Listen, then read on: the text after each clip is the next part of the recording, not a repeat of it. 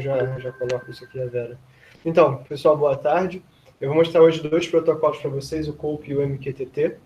Eu vou passar por eles. Eu sei que eu estou devendo duas mensagens para vocês de material da semana passada e dessa semana, mas eu pretendo terminar isso tudo até amanhã, tá? Mas os vídeos das aulas eu estou colocando no canal, então, bem ou mal, a gente está seguindo um bocadinho. Mas eu vou me dedicar para botar isso e terminar, matar essas pendências até amanhã, tá bom? Então, vamos lá.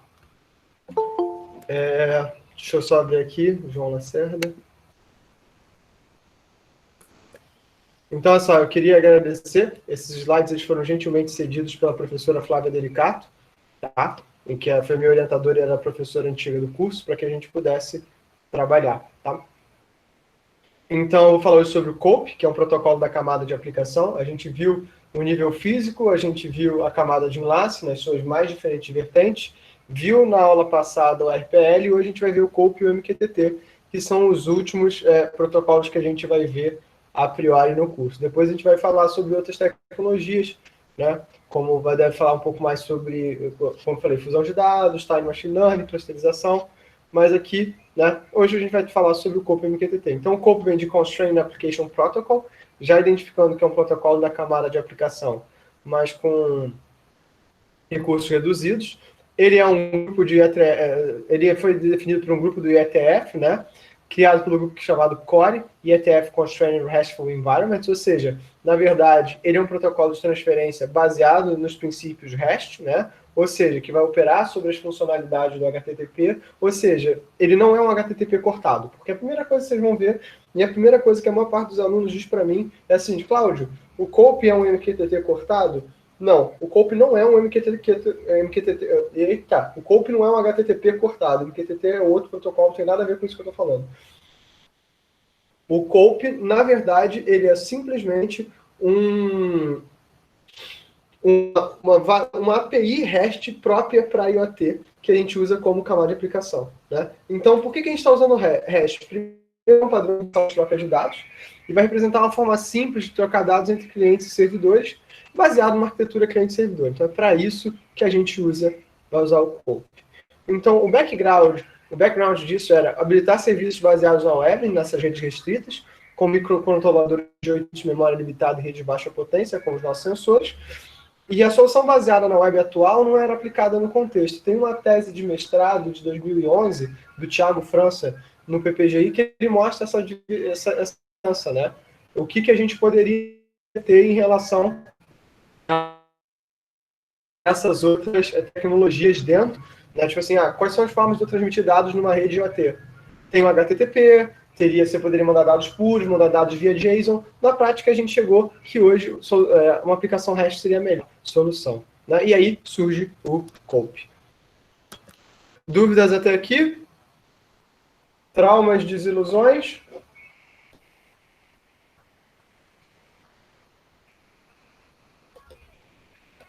Beleza, vou fingir. Então, como é que a web veio a funcionar? Os recursos vão ser servidores identificados por Uniform Source Identifiers. Para quem não sabe o que é uma URI, leia o capítulo 2 do Kurose, né, onde ele fala da camada de aplicação. E eles são acessados de forma síncrona por cliente por meio de paradigmas de requisição e resposta. E uma palavra que a gente usa é um princípio REST, um Representational State Transfer, ou seja, eu tenho um servidor que ele presta serviço para um cliente, dada a requisição. Então, como é que fica a resolução de uma URL no HTTP padrão? Eu tenho aqui o resource, né, que eu quero, sensores, né, que é o meu caminho. Eu estou dizendo aqui a porta, que eu estou usando meu protocolo da camada de transporte. O endereço, que eu vou verificar via IP, né, através do DNS e tudo. E o esquema que eu estou dizendo aqui, que esse esquema é o HTTP, que também é meu protocolo da camada de aplicação. E aqui você nota que isso é totalmente dependente do link que eu estou usando. Então, o que a gente vai fazer é usar um sistema similar, onde o COAP, né, vai ser mais um protocolo sendo utilizado, e o interessante do COAP é que você pode usar o COAP direto na internet. Então, o que a gente vai estar tentando transformar o COAP? Tentando transformar o sensor num recurso acessível pela web. Então, o que ele é e o que ele não é. Né? Ele é um protocolo RESTful, que vai ser tanto síncrono quanto assíncrono, talhado para dispositivos restritos e especializado para aplicações M2M e fácil de mapear com HTTP. Ele não é um substituto para o HTTP, não é uma forma de você compactar o HTTP e ele é separado da web. Tá? O HTTP, eu vou ter um three-way handshake, uma mensagem GET, uma mensagem OK e uma terminação de 2 vias. Né? Three-way handshake, mais uma vez, dá uma olhada no capítulo 3 do Kurose, caso vocês não estejam sabendo. Né? O COP vai fazer uma requisição simplesmente REST, onde eu vou ter um recurso que eu quero acessar, vou dar um GET nesse recurso e ele vai me retornar. Ou seja, eu não estou pegando, como no caso do HTTP, qualquer tipo de dado. Estou pegando uma requisição de um sensor. Então ele é muito mais limitado nesse sentido, mas ele é muito mais direcionado. Tá? Luiz Cláudio. Professor, eu não sei se vai chegar lá, mas aí não sei o que significa o protocolo ser RESTful. Sua voz está picotando um pouco. João, isso aí, culpe, é claro. É o máximo que eu consigo fazer. Né? Tirei até o vídeo para ver se funciona melhor. O que significa um protocolo ser RESTful? Tá, vamos lá. Então, RESTful vem dessa representação aqui. Eita.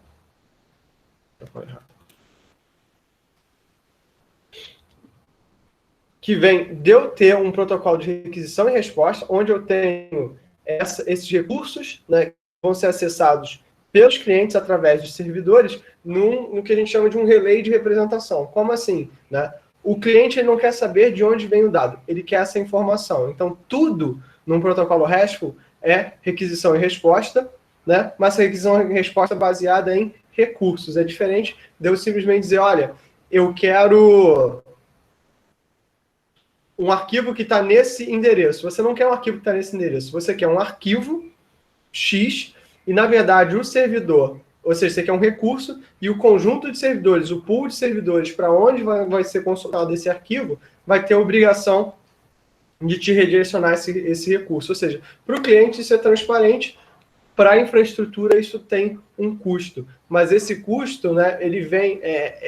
esse pensamento ele vem já no final dos anos 90, pensando no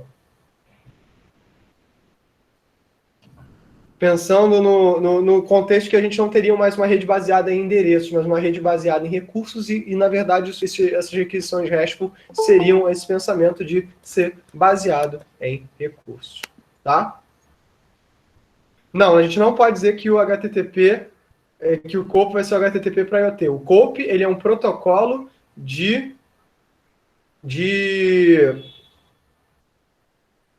consumo de recursos bidirecional. É só isso. Ele usa mensagens similares ao HTTP para a gente poder traduzir fácil, mas ele não tem a mesma completude, o formato de cabeçalho dele não é completo, ele não é a mesma coisa. Ele serve única e exclusivamente para cumprir a pergunta que o Luiz Cláudio falou. Ele serve justamente para cumprir o consumo de recursos, né? Porque inicialmente... Calma aí, tem que ser stateless. A comunicação tem que ser stateless. A comunicação tem que ser stateless. Você só vai ter um stateful nos proxies, e a gente vai ver isso mais para frente. Para o sensor é stateless. Se o sensor tiver que armazenar, galera, acabou a brincadeira. Não tem chororô, esse jogo acabou. Tá? Então, vamos lá. Então, quais são as características? Foi um protocolo baseado em hash, de modo a minimizar a complexidade do mapeamento do HTTP, ou seja, o que eles queriam? Era um parser bonitinho para poder jogar isso para o HTTP, porque a ideia era você ter um sensor e poder mapear isso na web. Como você não pode botar um web server inteiro no sensor, na verdade você pode, isso já foi feito, mas assim, não é o ideal, né? Então, esse protocolo vem para usar uma URI, né? Única que permitisse mapear direto no HTTP. E aí sim você tem na web. Vai ter um suporte para descoberta de recursos, ou seja, se você fez um update no sensor, se você tem uma nova uma infraestrutura de sensoramento adicionada, né? Usa um modelo que a gente vai chamar de Publish Subscribe. O que isso quer dizer? Eu requisito recursos usando RESTful, mas eu anuncio os resultados de forma proativa. E o cache, né, ou seja, né, pode ser que eu não esteja coletando o tempo todo, mas o sensor vai ter um cache. Esse cache é baseado em max age. O que isso quer dizer? Que tem um tempo de vida para o dado do sensor ser útil. Então ele apaga e realiza essa coleta de tempos em tempos. Isso quer dizer o seguinte, que se alguém requisitar um recurso em determinado momento, sempre tem um recurso no pool, e ele é atualizado periodicamente. Isso dá uma certa longevidade para o sensor. Então, do REST, né, vai trocar dados de maneira leve entre clientes sobre o HTTP, ou seja, o REST é uma forma de troca de informação através do HTTP, diferente de trocar sua página, né? O HTTP ele nasce como Hypertext Transfer Protocol.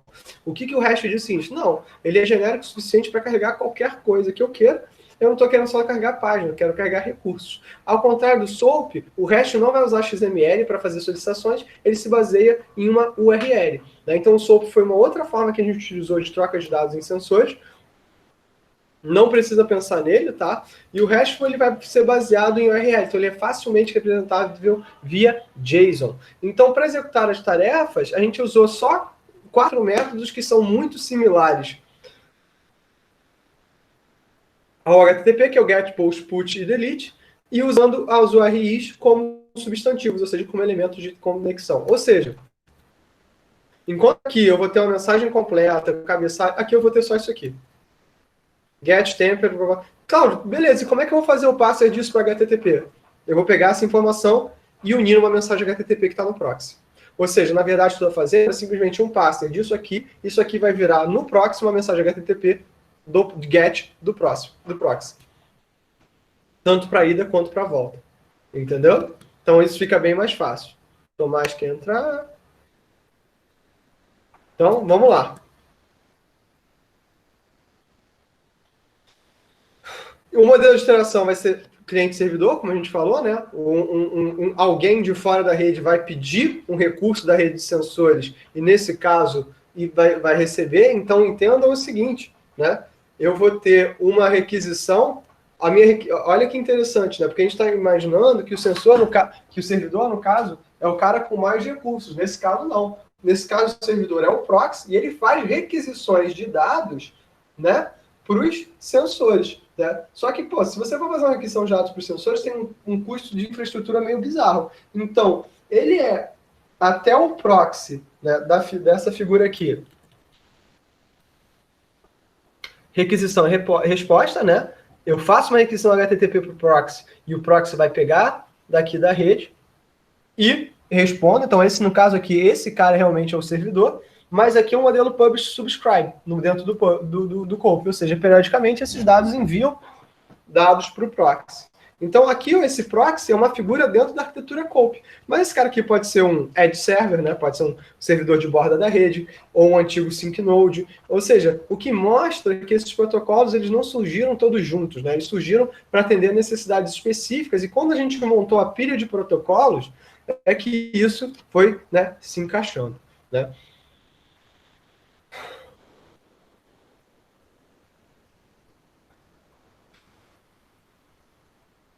Então, na prática, o que a gente tem, né, que a implementação do COAP funcione como cliente e servidor ao mesmo tempo. Eu posso requisitar dados, mas eu posso também enviar dados.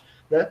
Uma solicitação COAP vai ser equivalente a HTTP enviada por um cliente usando uma URI, e o servidor vai enviar um código de resposta, que também vai ser, né, parecido com o RI. E diferente do HTTP, ele vai lidar com as mudanças de forma assíncrona sobre o UDP.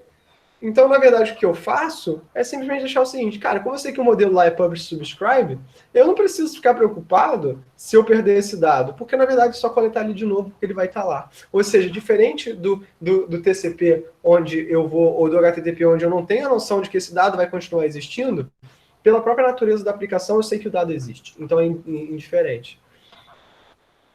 Então, as camadas do COAP, né, se a gente pensar na pilha, né, do 6LoWPAN, eu vou ter essas duas camadas de Question, Response e Transaction, aqui do COAP, rodando embaixo do UDP, embaixo da pilha do 6LoWPAN. Tá? Na subcamada de Question Response, eu vou tratar da comunicação REST, e da camada de transação, eu vou tratar da comunicação dentro da minha rede, né, IoT. Então, usar o DP, então o COPE parte do pressuposto que eu estou usando o DP, e eu vou ter 4 tipos de mensagem: confirmado, não confirmado, acknowledgement e reset. Né? Ou seja, a gente vai trabalhar também com aquela questão de piggybacking, ou seja, numa determinada mensagem, eu vou mandar os dados, né, embutidos. O proxy faz o papel de cache dos sensores como um todo, mas cada sensor faz um papel de cache individual para si mesmo, entendeu, Stanley? Né? Ou seja, eu coleto meu dado, eu guardo aquele dado durante o max age, não coleto mais durante isso, e se alguém me requisita antes do meu próximo período de coleta, eu mando esse dado do meu cache. O proxy ele vai, num determinado momento, fazer uma coleta de dados. Agora, entenda o seguinte, aplicações diferentes têm necessidades diferentes.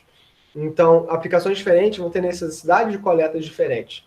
Então, muitas das vezes o proxy não está atualizado. Então, para atualizar, ele vai pegar isso de forma periódica. Então, é como se fosse um jogo de MMC, né? Você vai coletando, vai jogando para cima e o proxy vai recebendo. Porque, qual é a grande questão? Cláudio, mas não é publish subscribe? Eu não vou ficar só dando subscribe direto pro proxy. O ideal seria que fosse isso, mas isso é muito custoso do ponto de vista de energia. Então, a gente, às vezes, deixa isso para lá. Então, os códigos de método e código de resposta fazem o que elas transportam solicitações e respostas, né? Exatamente como o HTTP. Eu vou ter um GET, posso ter um 100, posso ter um 200. E as trocas básicas dos 4 mensagens são ortogonais às interações de solicitação e resposta. Né? As solicitações podem ser transportadas em mensagens confirmable e não confirmable, e as respostas podem ser carregadas em mensagens como acknowledgement. Ou seja, como eu falei, piggyback. Mandei um negócio, confirmei ou não confirmei, está vindo a minha solicitação. No que eu mandei, mando uma resposta no confirmei e recebe um ACK com o piggyback do recurso. Ou seja, isso faz com que seja muito rápido. E, mais uma vez, vou bater na tecla, isso foi inspirado no Bluetooth.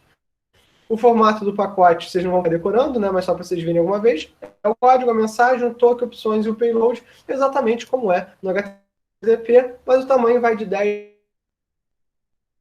a 20 bytes. Lembrando que é muito importante serem pequenininhos, né? Para que a gente possa ter.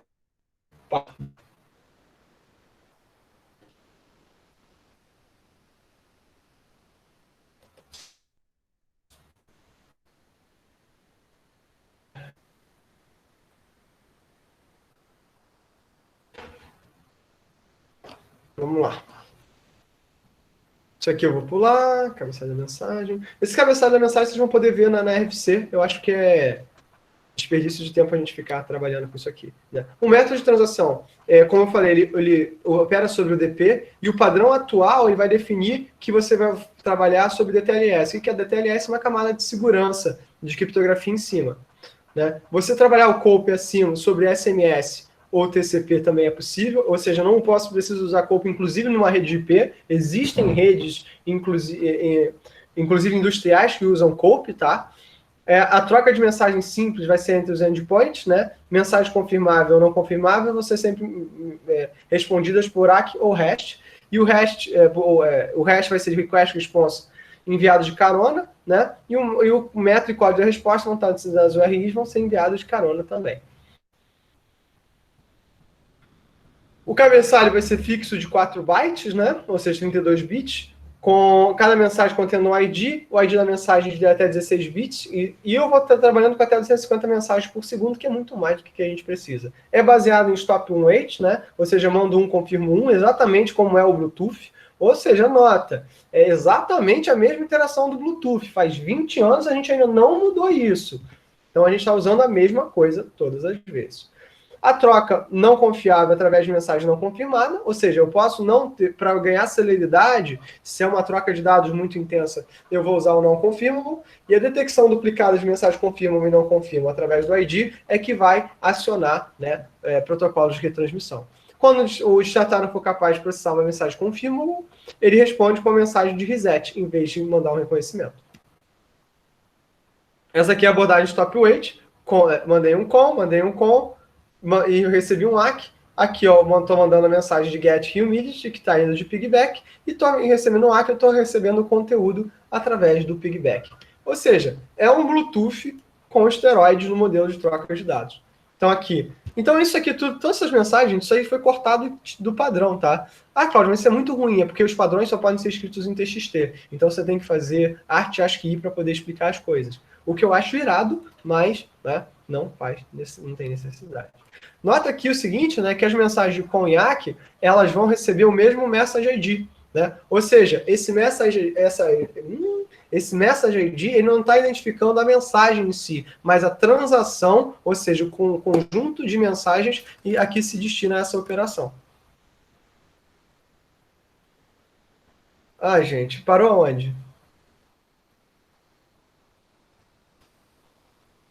Já voltou, tá de boa. Cara, como eu odeio, é claro. Semântica dessas mensagens, né? Vai ser, mais uma vez, esse modelo request response, né? As semânticas de solicitação vão ser transportadas em mensagens scope, que vão incluir o código do método, o código da resposta. E o que isso quer dizer? Isso quer dizer simplesmente que, exatamente igual ao HTTP, eu vou estar mandando uma resposta definido pelo meu interesse. Ou pegar um dado ou simplesmente fazer uma nova interpretação dele, ou então resetar o meu canal de comunicação, exatamente como é o HTTP. Isso é de propósito. Então você pode pensar que o Bluetooth funciona como se fosse um HTTP que roda sobre Bluetooth, em termos de operação, não em termos de protocolo. Né? Informações opcionais podem ser utilizadas, na prática eu nunca vi a gente usar, tá? Um token é usado para combinar as respostas às solicitações independentemente das mensagens. Ou seja, na verdade, o token ele é só uma garantia é um desafio, né, que você vai estar trabalhando, é uma questão, é um desafio de requisição e resposta. E essa questão vocês estão entendendo, né? Mandei um confirma, a requisição vai junto, recebi o ACK e volta o dado. Né? Então, piggyback. Isso é sempre naquele modelo de ORI, tá? Ou seja, o que acontece é que isso acaba sendo extremamente simples de você implementar. Então, desde o TinyOS, a gente já tem esse modelo. Então, por exemplo, aqui mandei um com pegando a temperatura nessa message ID com esse token aqui. Então, para identificar o token dessa requisição, porque eu posso estar mandando, né, mais de um recurso.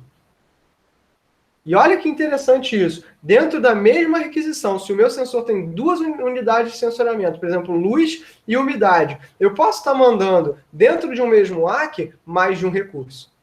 E aí esse recurso é identificado pelo token, enquanto o message ID identifica a transaction.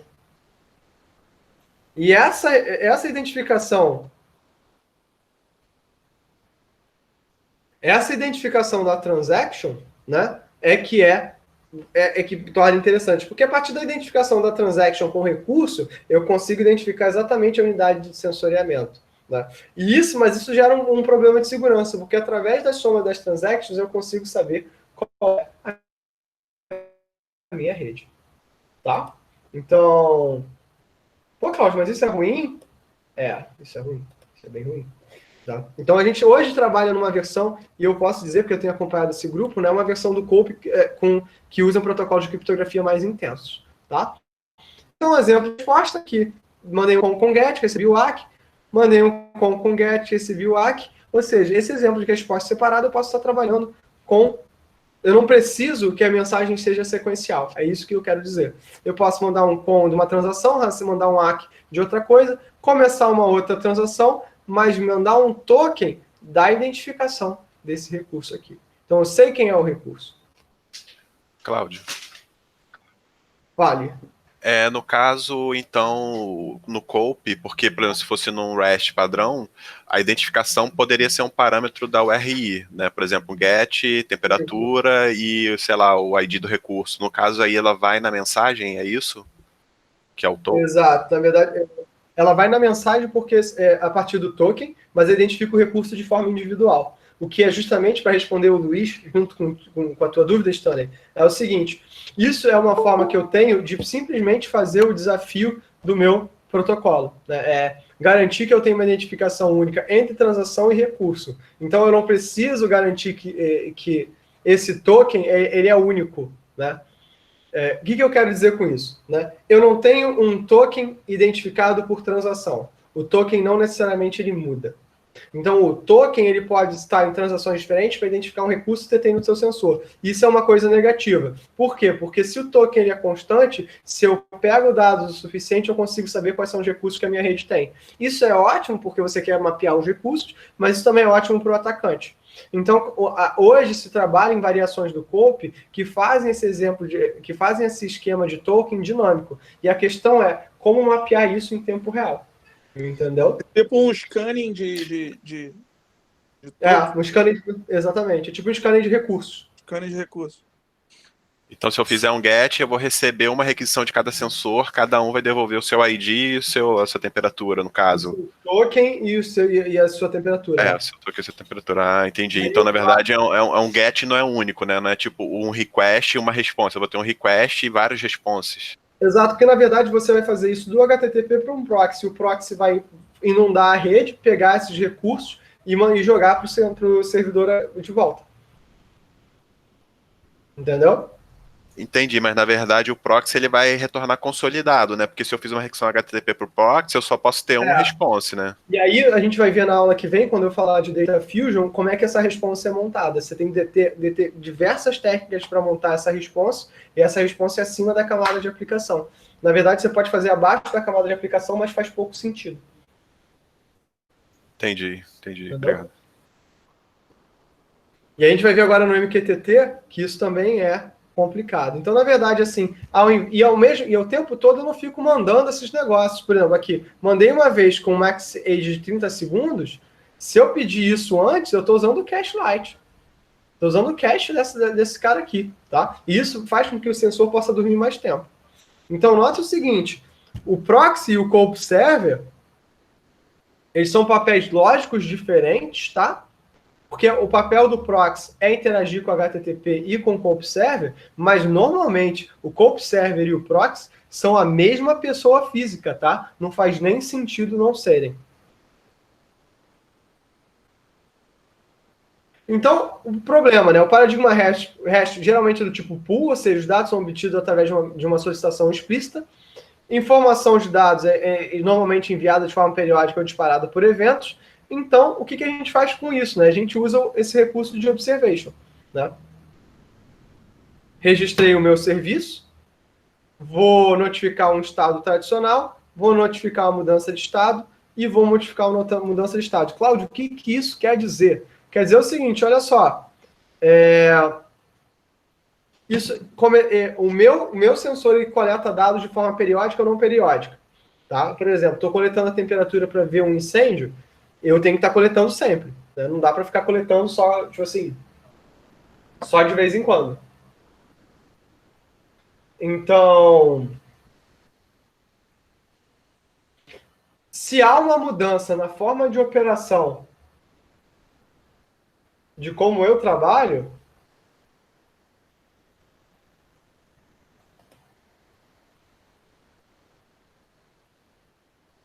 eita, calma aí, só um instante. Nossa, que bosta. Tá. Sentido aqui. Então, se tem uma mudança na forma de operação, como o meu sensor atua, essa observation vai ser dado. Então, na verdade, isso aqui, observation, é uma mudança de como o proxy tem que consultar o meu sensor. Tá? Então, por exemplo, se o meu sensor envia de forma periódica, beleza. Então, ele vai ter esse registro. Se o meu sensor envia de forma não periódica, ou se meu sensor vai entrar no estado de sleep, ou se ele vai entrar no estado de movimentação, aí esse observation vale a pena.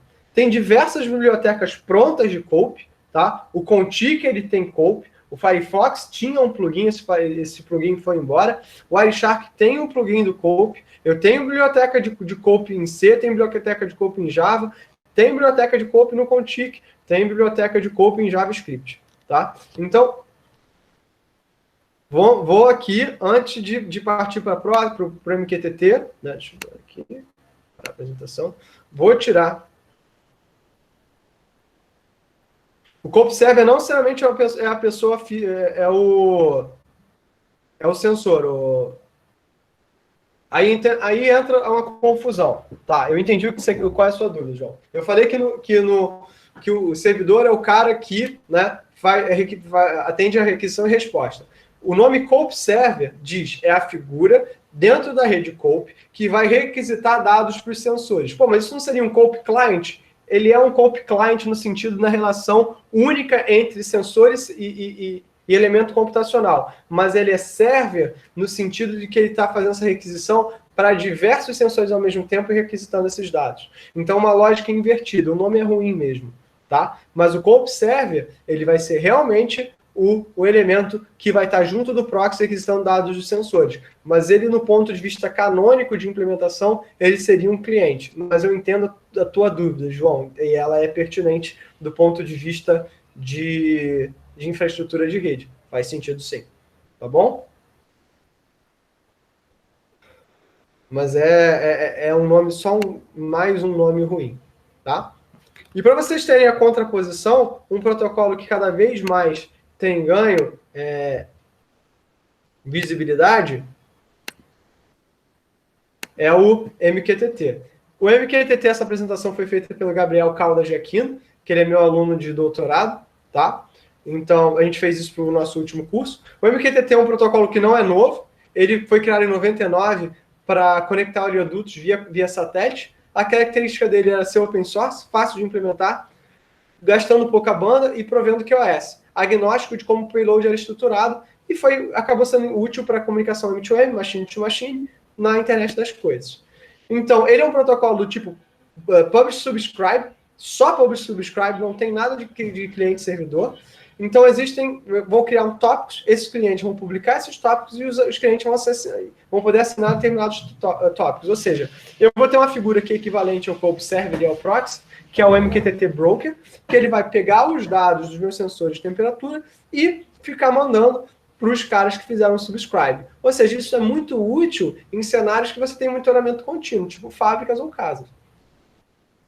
Então, tanto o publisher quanto o subscribe se conectam a um broker. Essa é uma vantagem e uma desvantagem, porque se o teu computador ele faz o papel de MQTT server, você pode fazer isso, né? Você tem essa figura, tá? Mas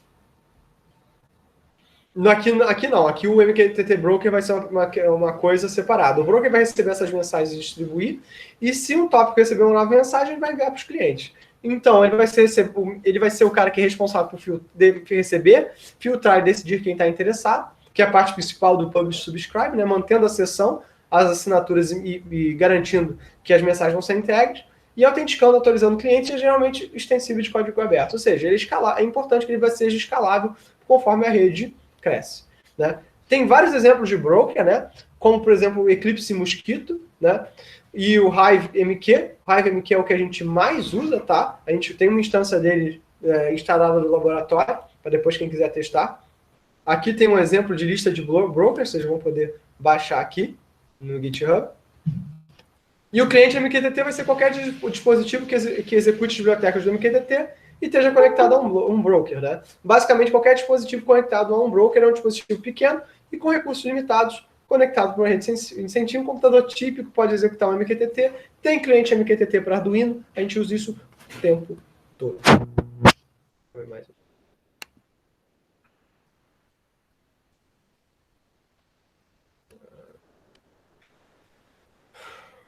O MQTT, originalmente, ele vai funcionar em cima de TCP, isso é diferente, né, do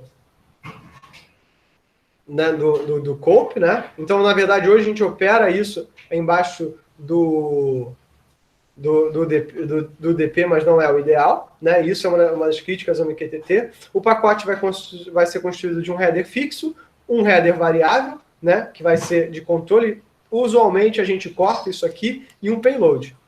Esse header fixo também vai ser um header de 8 bits, né? Que vai ter o controle e o tamanho do cabeçalho, tá? Então aqui tem esse conjunto, né, de mensagens, que é o de connect act, publish, public, received, public release, o publish complete, subscribe, subiac, unsubscribe, unsubiac, ou seja, ele é bem mais completo em termos de quantidade de mensagens, em termos de variabilidade, do que o Cope. Só que, ao mesmo tempo, isso não torna ele simples, tá? Ô, Cláudio. Fale. Quando o cliente ele faz um subscribe lá no broker, ele estabelece uma conexão TCP e essa conexão fica pendurada full time. Aí ele fica com a porta aberta ali na máquina. Bingo. Aí o subscribe manda um refresh, uma mensagem nova através dessa conexão que foi estabelecida. Se a conexão cair, tu perdeu o subscribe.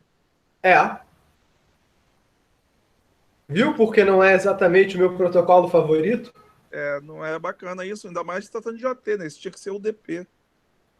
Cara, é mais do que isso. Isso funciona muito bem dentro de uma rede industrial, onde a tua rede é fechada e, tipo, beleza, não sofre interferência externa. Para o caso que ele foi criado, que é o oleoduto navegando via satélite, está ótimo, é isso mesmo, tinha que ser TCP. A conexão é super não confiável e, tipo, mas é uma rede fechadinha.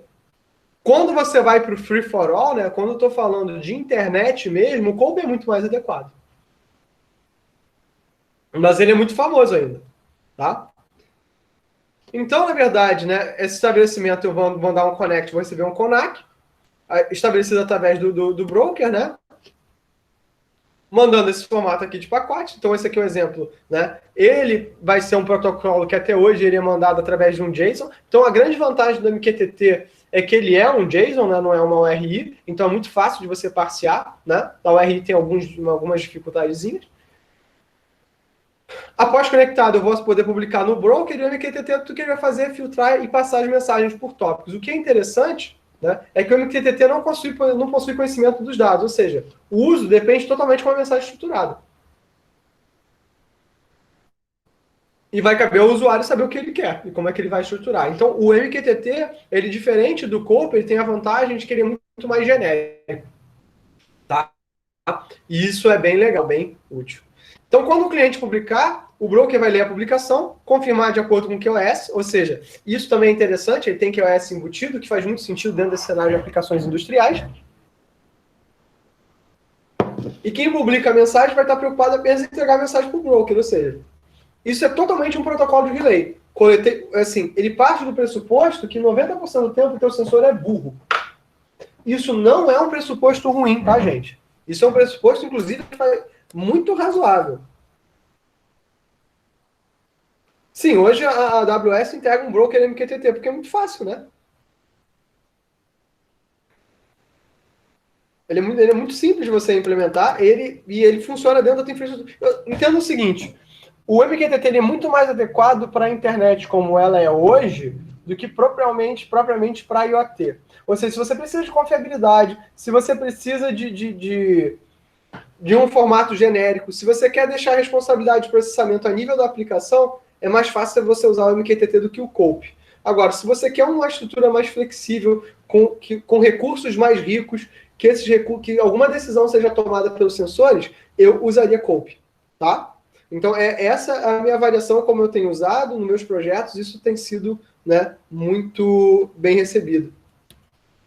Então, a estrutura do Publish, eu vou ter um Packet Identifier, que vai ser relevante para o QoS, porque eu vou fazer uma filtragem baseada em tipo.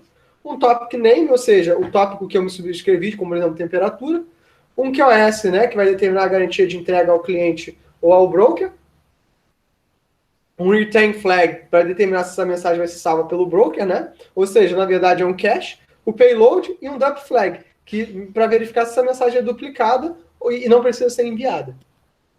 Então, na verdade, assim, eu posso assinar com subscribe e cancelar com unsubscribe. Os dois precisam de ACK, tá?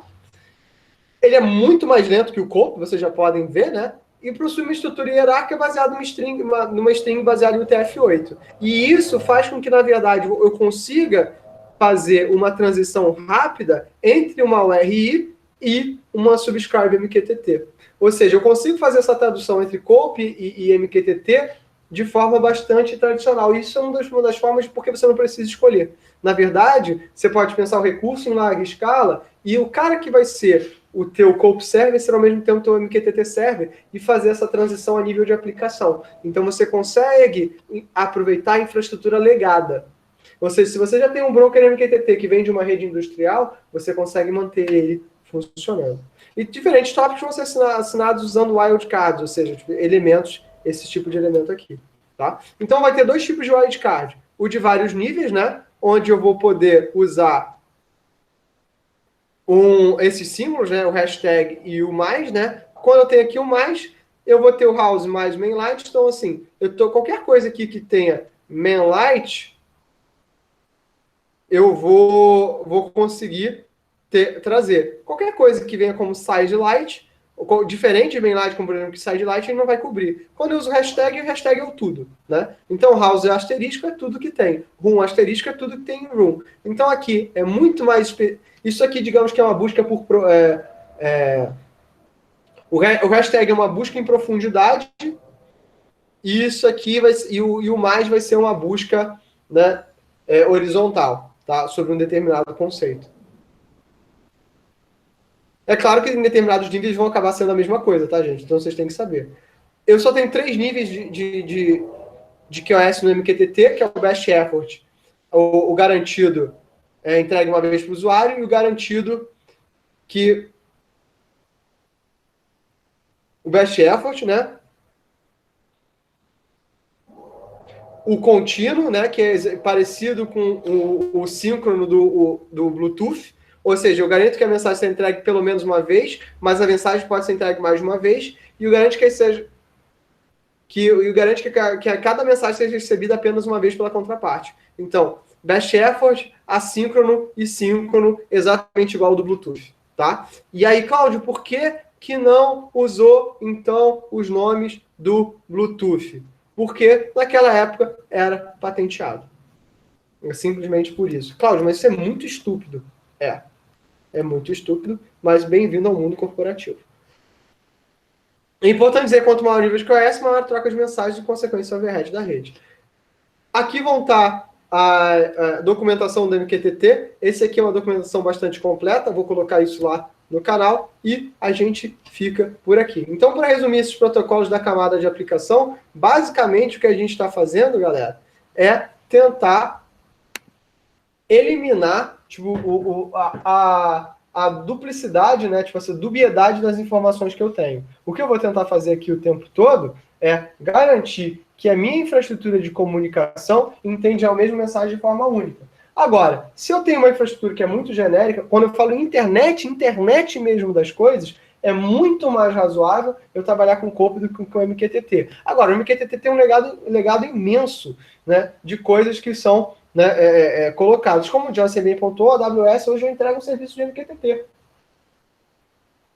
Tem muita implementação com MQTT. Nas próximas aulas eu vou pedir para o Gabriel mostrar a infraestrutura MQTT que ele montou, tá? Para vocês verem. E se vocês forem ver o vídeo do Node-RED, que está lá no canal, o Bruno ele monta uma infraestrutura MQTT utilizando o próprio Node-RED, ou seja, é muito rápido de você montar, simplesmente porque é simples. Tá? A questão do COP é que o COP, por ser mais...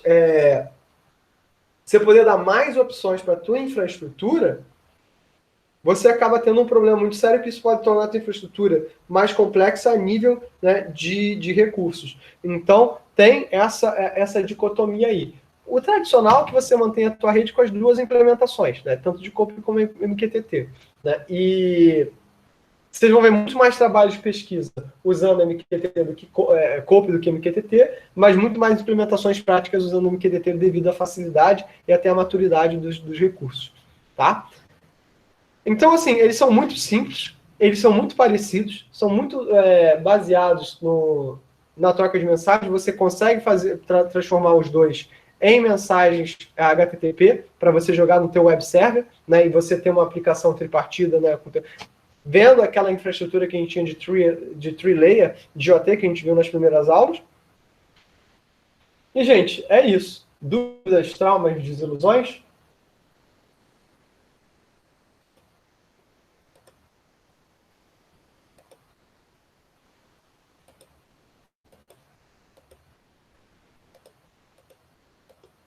Sofrimentos, choros, ranger de dente?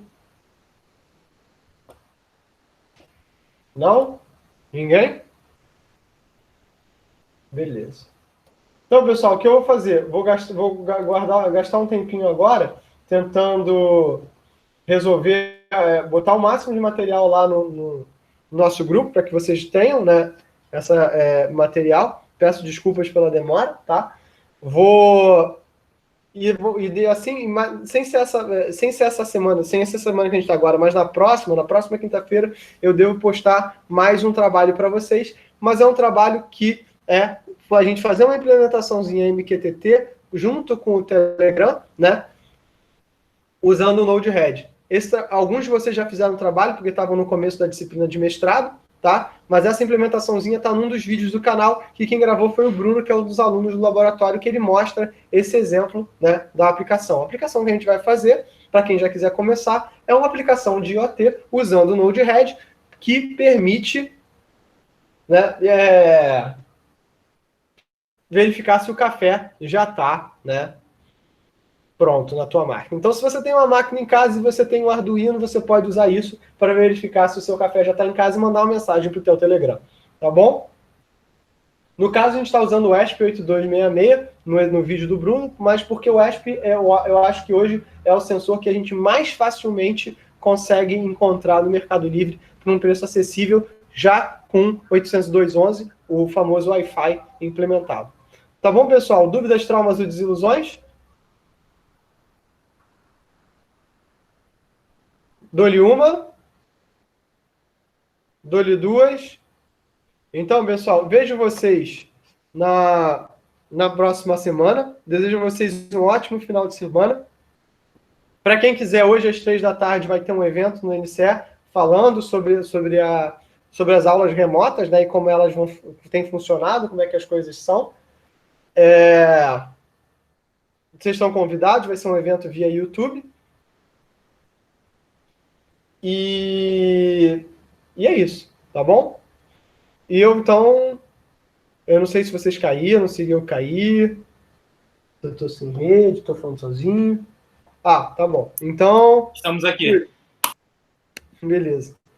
Aí, qualquer coisa, a gente se vê na próxima semana. Na próxima semana, a gente vai começar os temas que eu considero que são mais interessantes, que são os temas realmente de pesquisa, onde a gente vai começar a falar sobre os outros tópicos, sobre Data Fusion, sobre clusterização, sobre middlewares para IoT e esse tipo de questão, que são questões de alto nível e que são as questões de pesquisa, tá bom? E aí, se vocês tiverem dúvidas, eu estou devendo para um de vocês que me pediu papers sobre IoT e aprendizado de máquina. Eu vou mandar isso também, eu só estou muito sobrecarregado, tá, gente? Mas assim que eu puder parar, eu vou mandar isso para vocês. Então, se cuidem,